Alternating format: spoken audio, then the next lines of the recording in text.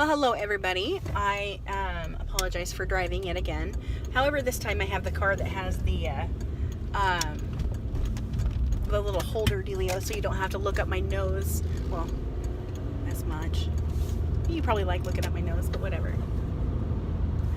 I want to talk about a couple of things. I am foraging for food at the moment. I think I'm going to go to Panda Express because they have that green bean chicken that is glorious and it's something I can have. There's probably sugar in it, but I kind of keep the sauce to a minimum. I just kind of dump it out. But anyway, a small container of it, man, I tell you what, it will last you a while. I actually think I bought a large or medium or large, I can't remember last time, and it lasted me a few days. I wanted to talk a little bit about being cold.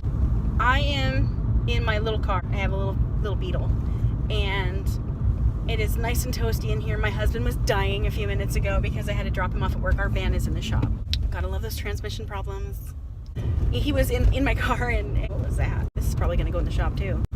While he was in the car with me, he was dying, and usually he's the cold one, and I've always been the warm one. I've just always been warm to the touch. He always puts his feet on me at night, and that is bull crap because he is an ice cube and he never absorbs the heat. He exudes the cold and never ever warms up. So I am always cold now.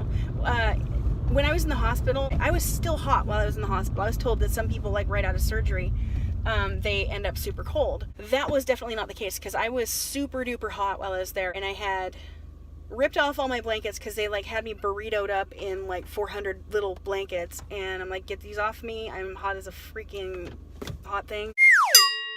And I had a fan blowing on me. Nah, not now. I am always so freaking cold. My feet especially, and I actually have a coat at my desk, an old coat that I wear. Well, I put it over my lap because my legs get the coldest. My legs and my feet get the coldest. Of course, the check engine light's gonna come on while we only have one vehicle, of course. So I stick my feet in the legs, or excuse me, in the arms of this coat. You could say, Amanda, wear some socks. I don't like socks. It's actually it's a sensory thing. Putting my feet inside coat arms is apparently the way to combat the problem. Nobody in my household understands how cold I am anymore. I always have this heater on, and my husband, of course, he was roasting to death, and normally he'd be the one that would want that. And so it was kind of funny because he's like, can I turn this down? And I'm like, no. And he's like, really? And so I let him turn it down, but whatever. Yeah, I feel like my perception of heat and cold is now different. Like, I used to really sweat a lot. I'm sure a lot of you folks that are overweight have the same issue. It's bizarre. Because I went through, most of my life, just being a really ultra hot, not like, hey baby, hot, hot in temperature type of a person. Sweating all the time, was like kind of a way of life. Like, I was just a water buffalo. I really honestly feel like my perception of temperature is different now. And my family's like, oh my gosh, Mom, it's 900 degrees in here.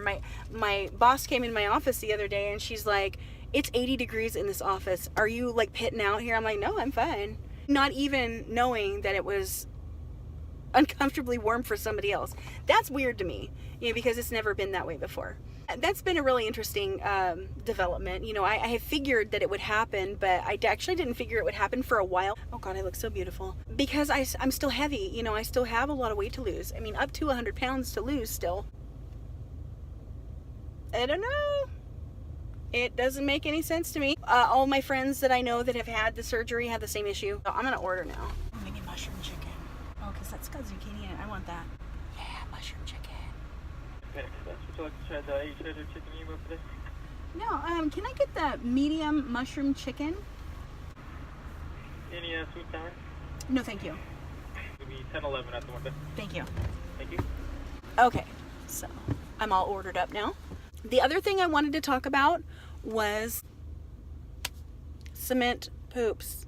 Oh my gosh, the struggle is real. I know this is TMI, but you know me. I'm going to tell you everything and tell you how it is and what to expect from my own experience. And I don't know if it's going to be the same as yours, but why the heck not let you know what you might be dealing with post-surgery. you need fiber. Your body needs the fiber to make the poops go out. That is just fact. When you have a smaller stomach, you end up eating a whole lot less fiber, and eating like a fiber bar, I don't think that I'd be able to get that in without dumping. And a lot of the time the fiber bars, they have a bunch of sugar in them, so I don't even deal with that stuff. I have Benefiber, and I kind of lost that. I don't know what I did with it, but you know, things go walkabout in my house every day. I have 5 children, and they stole everything of mine. As far as, well, accidentally borrowed my everything, just everything. I mean, like my snacks, I mean, they can have a whole pantry full of snacks, and they take my stuff. They take the 2 things that I can have, and they hide it. Oh, I didn't know I put it there. How did it get in my dresser? I don't know. Yeah, because I put it there? No. Yeah, I got to get some more of that. And in the hospital, they gave us Miralax, and I'm going to get some more of that. And that's kind of expensive, but it did work. But I can tell you right now, the #1 way to get yourself to poop, dump. That is one way to get those fire poops coming out. I do not recommend that because it sends so much moisture to your colon to shoot it out. You need that moisture in your body for other things, you know, and you're already struggling to get that water in, especially at first.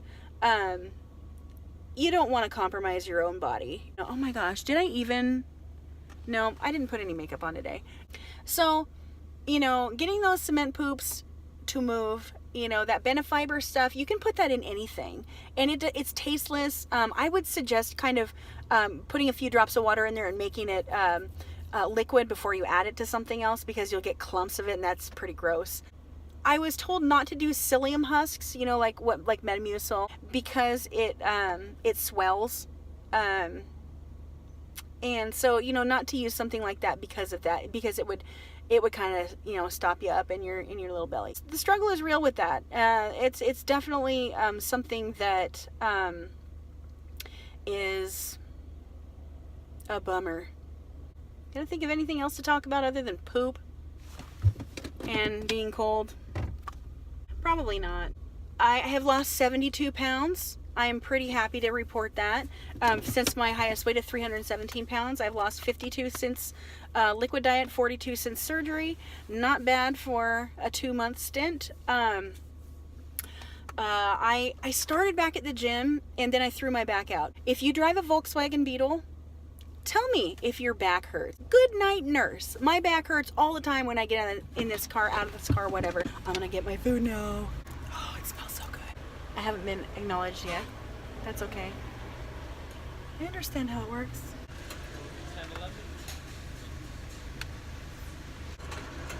Thank you. No, thank you.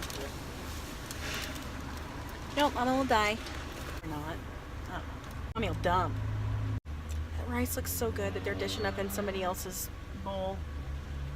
I can still have rice, but just not much. Chili, soy, or hot mustard? No, thank you. All right, have a good one. Awesome, thanks so much.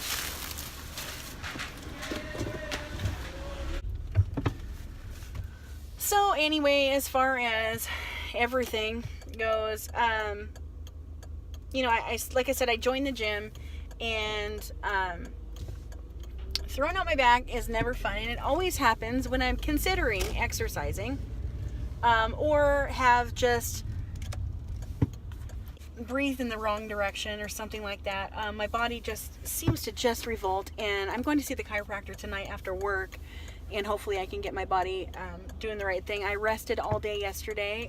It's not like I don't rest every other day, but whatever. I just kind of laid down for most of the day, most of the evening after I had thrown my back out. I threw my back out on my lunch break, and so it's the worst thing in the world. I think L3 is out, so if you have back problems, my condolences.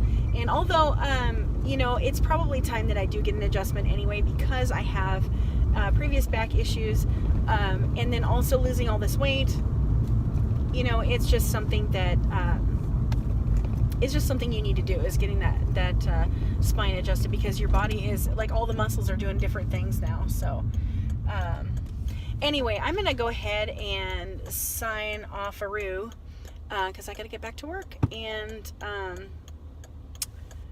Mandy out, babes.